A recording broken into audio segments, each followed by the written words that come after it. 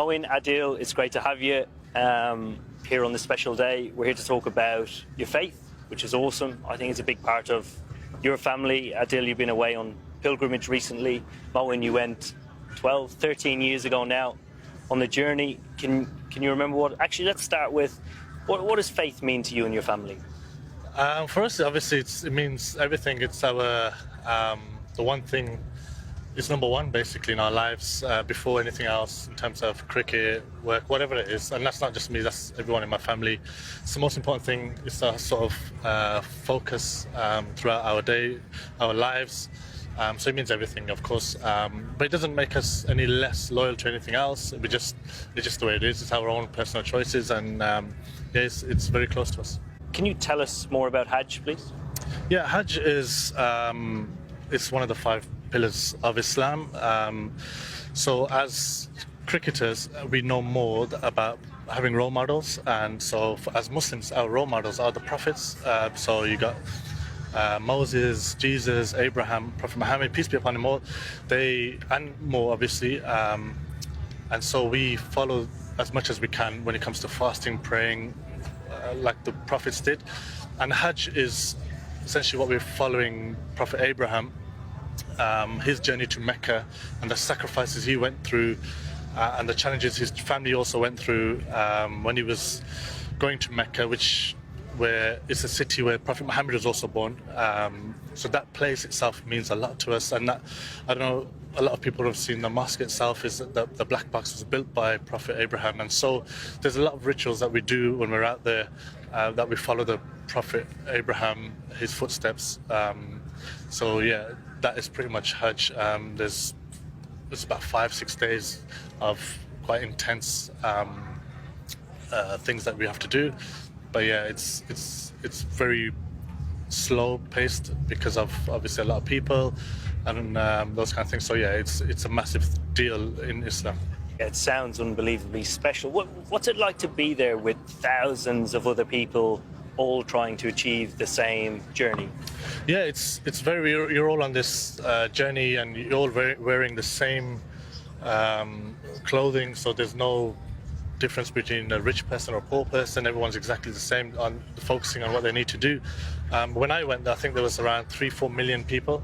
I don't know, it's a bit less now because of COVID, but there was a lot of people, and you need a lot of patience because obviously there's other things that happen there, and you just learn more about yourself. And I was 21 at the time, and I remember thinking, wow, it's tough, it wasn't easy. So yeah, I mean, it's about the sacrifice and the patience, and hopefully you come back a changed person, and that's the most important thing.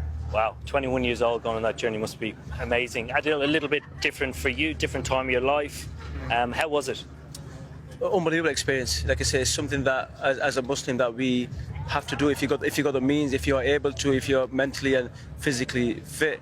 It's something that I've been wanting to do for a little while as well, but just obviously with cricket it's been a bit difficult. But this year I'm quite fortunate that it went well, with the ECB and the Yorkshire, them making it very easy for myself and giving me the chance to really just giving the go ahead, which made it very easy for myself. But it was, like I said, it was an experience of a lifetime, something that I wanted to do. Like I said, it teaches a lot of things. It teaches patience. It also teaches, being grateful for what you have. Because when you're out there, when you're in the midst of things, with, like I say, a couple of million people, things can get quite tricky. But it means a lot, and it definitely teaches a lot of patience as well. Yeah, I think you've showed a hell of an amount of courage to take the decision this year, given the date that the journey started with Hajj and ended. How was that to go through? Did you have good support with ECB and Yorkshire? And when you decided to go, did everybody back you? Yeah, 100%. So like I said, when it first crossed my mind, I was thinking about that. But then I spoke to ECB, I spoke to yourself as well, being my captain at the time as well, so which was, you were my go-to person. And, the encouragement, the backing I got from the ECB and Yorkshire was magnificent. It was something that made my life easier. The decision was very easy. There wasn't really much to think about. So as soon as they said, you can go ahead, do what you need to do, things were very easy. So I got the support I got from Yorkshire and ECB was very good. And how's it been coming back into the changing room over the last couple of days? Yeah, great. It's always nice to come back here with the boys, getting stuck in. All the boys have been together for 7-8 years, and just to get back in and obviously get back into the things of cricket. Really looking forward to that as well.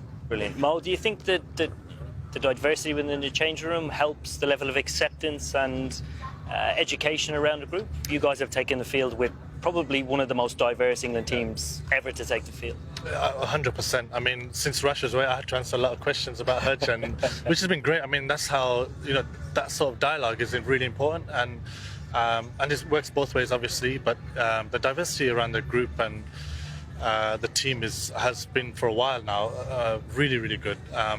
Anybody can come in and change the room, in and out of the change room, from any sort of background or differences that they have, and everyone just sort of fits like a glove almost. It is really, really good, and something that we love and we do cherish as much as we can, because we know how good it is, and it's not always the case in all changing rooms, but this is a very special changing room, and it means a lot. Brilliant. Adil, if you could talk to a younger version of yourself or a young kid out there of the same faith, would you encourage him to go on that Hajj journey? Yeah, definitely. Well, it all depends on the situation of how they are in terms of, you know, physically, mentally, if they're able to, if they're capable. But as soon as they, like you said, they're in that situation where they can, and they can speak to, like you said, people wherever they're working at, and if they give them the go ahead and give them the encouragement, I'll definitely encourage that, especially if you get the backing as I did, you know, from the ECBM from Yorkshire. I'll definitely encourage that.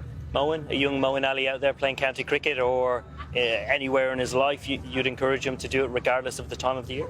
Yeah, I think so. I think because this is a different sort of obligation, because it only happens once a year, so you kind of can delay a little bit, but no one is promised tomorrow, and that's the most important thing for us, that we know that life can be taken away quickly and things can change very quickly. So if you have the means and you're good, you know, do it, because it is an amazing experience, and it's a once in a lifetime kind of thing. So that experience you'll never experience in anything else, with millions of people around, and the differences that you see, it is amazing, and it's life changing and character changing experience. It really does sound amazing. Boys, as ever, thank you very much for sharing. No problem. Thank you very much. Thank you.